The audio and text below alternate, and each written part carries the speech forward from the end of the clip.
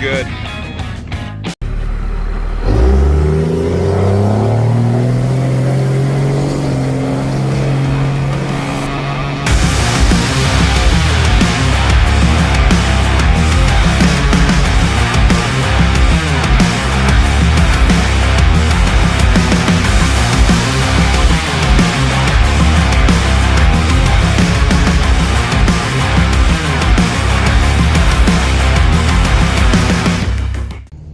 My name's Bobby J.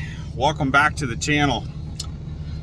Today's been a bit of a rough one, if I can be honest with you, but that's all right. So let's add something else to do today.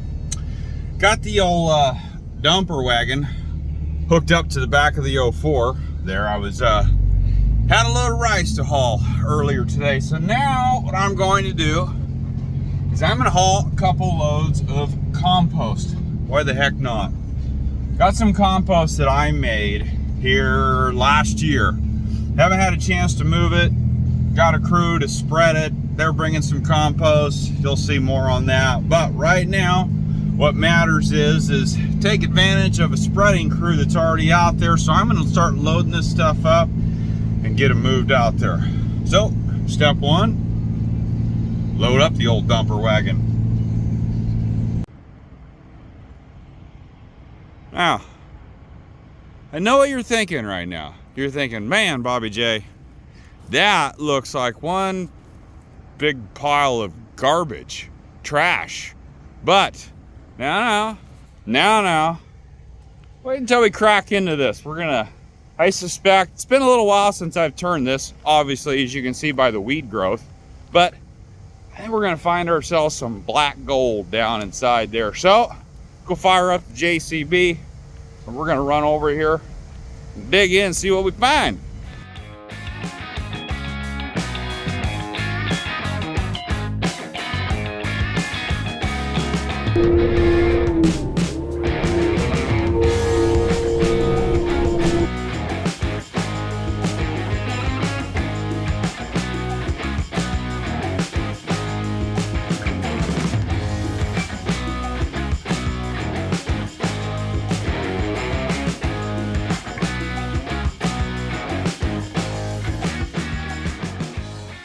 This is 18 yards. It's 18 yards? Yeah. I don't know. That doesn't look too bad. Doesn't look too bad at all.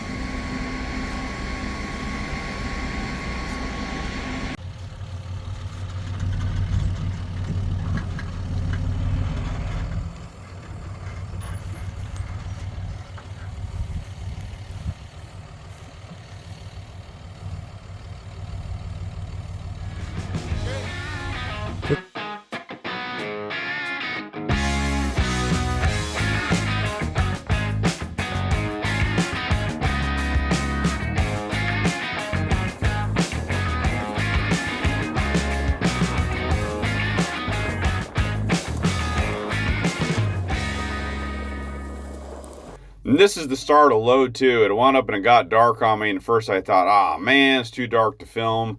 But actually it kind of turned out to be kind of some cool footage with the lights and everything. And so yeah, loading up number 2, getting ready to go dump this one. Another 20 yards. Now what this compost is I have a whole bunch of rice hulls, or rice husks, depending on what you want to call it. If you don't know what that is, rice, when you buy rice at the grocery stores, brown rice, white rice, which is the same thing actually, just depending on the way it's milled, you never see that. Obviously the husk or the hull comes off in the milling process. When the rice is actually harvested out of the field, it has this hull that surrounds it like a shell, almost like a walnut or an almond sort of, but it's a thin abrasive husk. So it's part of the milling process. And also in the drying process, which is what I do, I dry my rice and store it for the winter. Some of it just naturally comes off as the grain itself loses moisture. You get some holes and whatnot that come off, and I pile them up. So I had the bright idea a couple years ago. I thought, you know what? How I got the right idea was, it was in the middle of winter and my rice hull pile was starting to steam pretty good. It was a cold morning, frost everywhere, except on that pile, there was no frost and there was steam coming out the top. And it's like, okay, obviously she's a cooking down there inside. It rained, so the pile had gotten wet. That's the main thing, is the moisture. So I thought, you know what? I should be taking advantage of this a little bit better and trying to make some compost out of it. So I have what I would say is a decent sized lawn. And so for the whole summer, I took and every time I mowed my lawn, yeah, I'm serious here. Every time I mowed my lawn, I got a bagger on my riding lawnmower. I dumped that stuff into the 1 yard bucket on the skid steer, and I would go dump it on the pile of rice hulls and then mix it all in. I did that all summer. And my wife, she's got horses, so, you know, I'd get a little bit of horse shit in there. She'd go clean up the horse stalls and everything, and one wheelbarrow load after another, she'd go dump it. I'd push it into the pile along with the green lawn clippings, and there you go, because that's what you need. You need something dry and fibrous, like leaves, dry leaves, or straw, or really, that's why rice hulls are so good in compost. And then you get your green mixed in there. Green, wet, nitrogen-rich lawn clippings is not a bad way to go. So I let it cook all summer. I kept putting water on it, and I kept stirring it. I let it cook all summer, all fall, because you also try to control the temperature. It's important that you don't kill the microbial activity with a too hot temperature, yet you have to have the temperature warm enough where the actual breakdown from the microbes, it actually does take place. It's all that makes sense. So what this cost me is mostly time. I have very little cost in what it costs for diesel for the skid steer to stir these piles periodically, and then the fuel and the time and the wear on the equipment to get this stuff out here to the spreader crew. I should have this stuff tested and see what actually it is. It's not bad, not bad. So, like I said, load number 2, get this dumped, go get another one.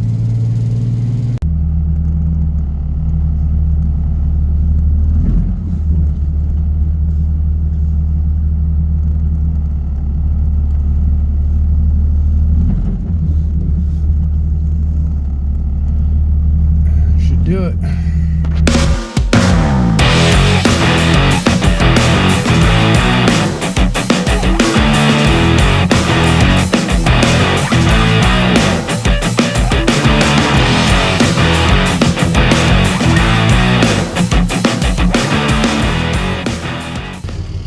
This is an old Campbell coach dump trailer. Tell you what, that cylinder right there, that's a 6-inch cylinder. That thing doesn't mess around. For a scissor lift, this thing has lifted some serious weight for me. And that old pump setup, it's like a Ford starter motor or something on there. I don't know. But it still works and hasn't failed yet, so we're still running it. And the axles underneath that, I don't even know what they are. I think they're 8, 9K. Well, it can't be 8s because it's got to be 9s or 10s. I don't know what they are, but the tube is smaller.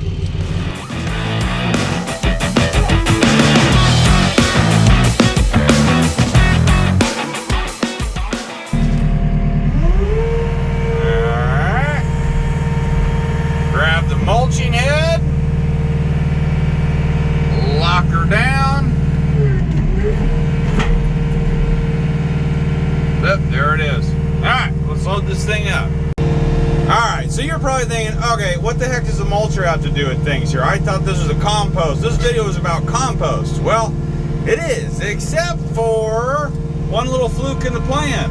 Apparently we got some trees that went down between harvest time, which was about, a month ago, and now, because the spreader truck guys are saying, hang on here, hang on,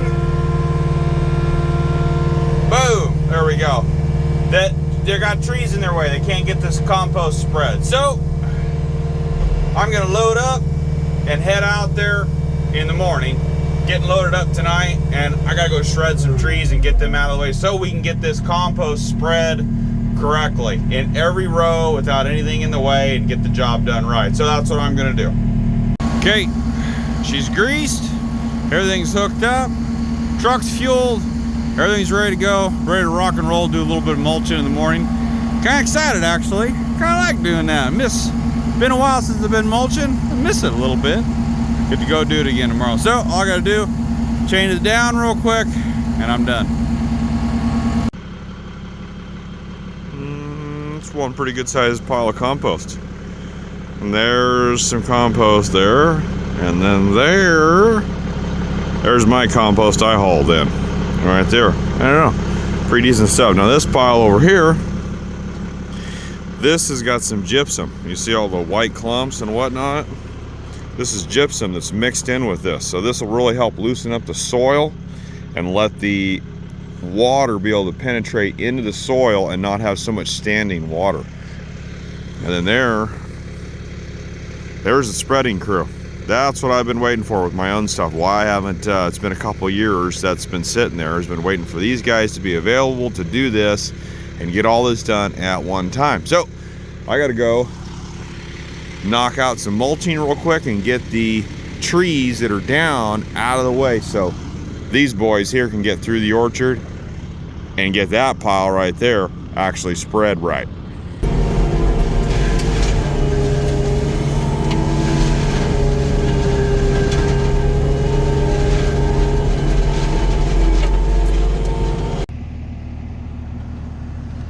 I like it. A ball of gypsum.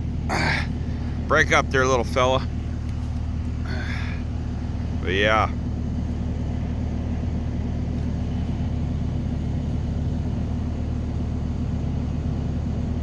Looks good.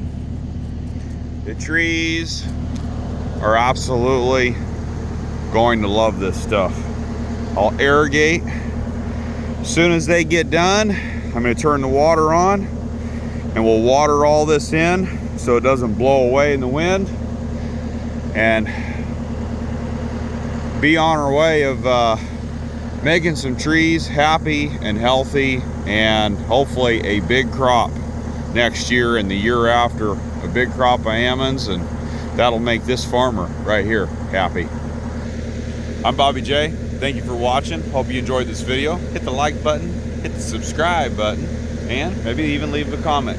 Tell me what you think. We'll see you on the next one.